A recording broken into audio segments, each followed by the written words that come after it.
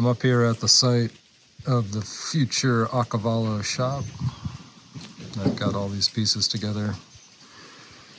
Got the blue container, which is full of good things, and the white container. So this is what we're looking at as far as the Acavallo transformation space that I'm proposing here. This is a corner of my parents' property. Here's the blue container on its footings. There's 4 more footings for the white container, and that's pretty much where we're at now. So the next step is to move the white container into place, which we'll do this month, and get this all scraped out and forms made and concrete poured as footings for the gantry I-beam system. And then the next step is to add in the concrete. And there's a bunch of gravel and rebar and the actual pouring of the concrete. And hopefully that's all done by the end of August. Hopefully sooner than that, but that's, I think, realistic. It'd be great if also by the end of August we had this gantry set up. It'll set up pretty quick if I can get a few people to help. All the parts are in the field. They've been bolted together before. It just goes up. And then we'll stabilize it off to the containers. And then now we've got like the basic working area, and all we need to do is cover it up for winter. And I have a 30 by 40 ag building canopy to put up, and it's got a metal frame which will need to get lifted off the ground a certain distance and some end walls built. And the next step after that, of course, is to put on the actual canopy. But then we can't see what we're doing, so leave that off for now, is to have the heartburn party. And after that, bring in the carousel. And this is the version, my modified version, but it shows that it is just a little longer than this building, or this, this enclosure. And so we'll have to do a little tents or something at the end here. But it gets the bulk of the car underneath a big I-beam, and it gets it out of the snow so that over the winter I can stand around and measure everything and make real plans. Like, one of the things I don't have for this car is good drawings. It's always been built in such a rush. And so that in 2026 we'll be able to hit the ground running and transform Acavallo into the road-going masterpiece that she's always wanted to be. And this is all in the goal of getting the ship out for her 20th anniversary. 2027 will be 20 years that I've been working on this project. And it's due for some repairs, and also I'm going to radically rethink the trailering aspects of the car to make it a more realistic trailer. I've been looking at this car for a long time, and here it is in its current configuration, and it works really well as a platform for a party. Horses work great. There could be little improvements everywhere, more rooms for subs, less pinchy points, more room in front of these horses, things like that. But, you know, as a party platform, it works really well. Where it doesn't work so well is as a propelled vehicle and as a trailer. The whole thing is riding on basically 4 small lowboy tires that are right at the edge of their capacity, and they explode, and they're really difficult to change. Either have to dig a hole or jack the whole car up or whatever. It's just a nightmare that I'm done with. And here's a look at like what's going on in terms of the scope of changes to the substructure, and you can see it's pretty dramatic. This is the trailer frame as it is now, and we're going to need to get it down to all the way down to this level of being deconstructed and rebuilt. And it involves cutting this nose or the frame off of the back of the car, rebuilding that completely, using that to build a new front truss system to support the pintle hitch, as opposed to the gooseneck hitch, which it used to have. But much bigger trailer tires. I mean, these are proper semi-truck trailer tires. They're good for many tens of thousands of pounds. So they'll be riding lightly loaded and with low friction.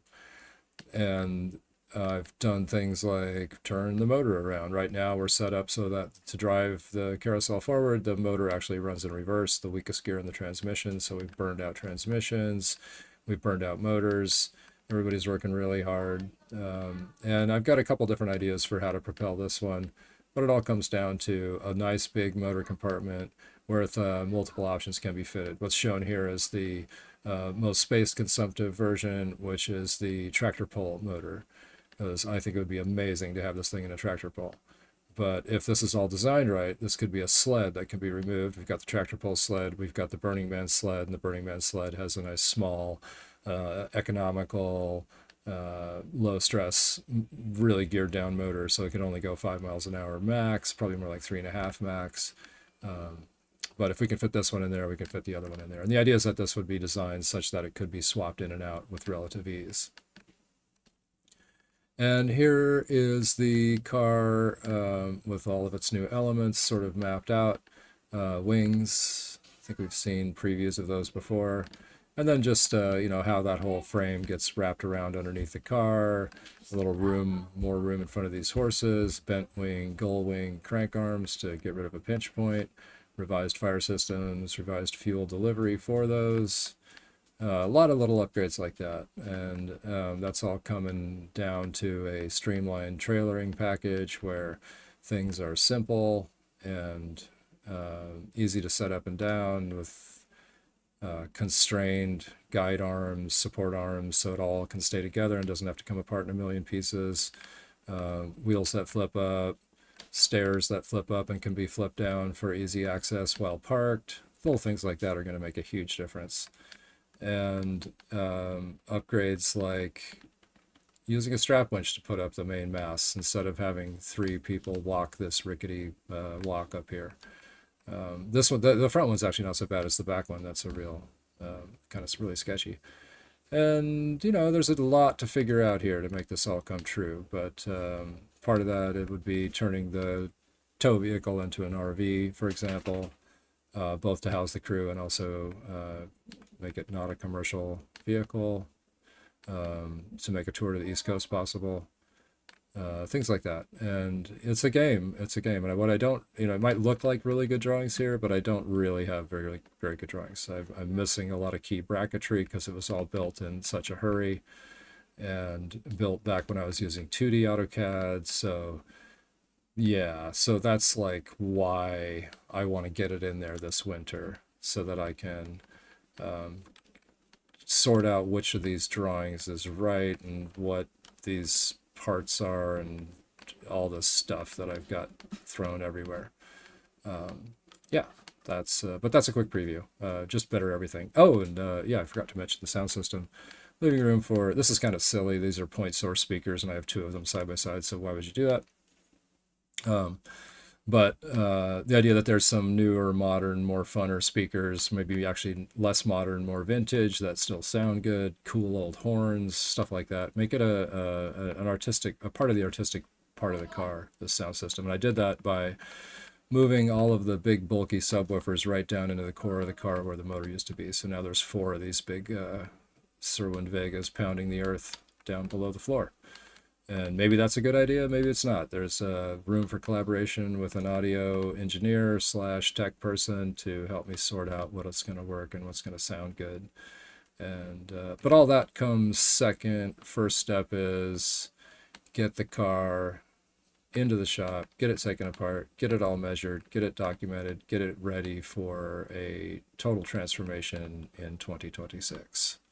While preserving as much as possible of the nature and the character of the car, including the bounciness of the stage, the radical elegance of all of the ropes and lines. The idea is to add to it, but not change it.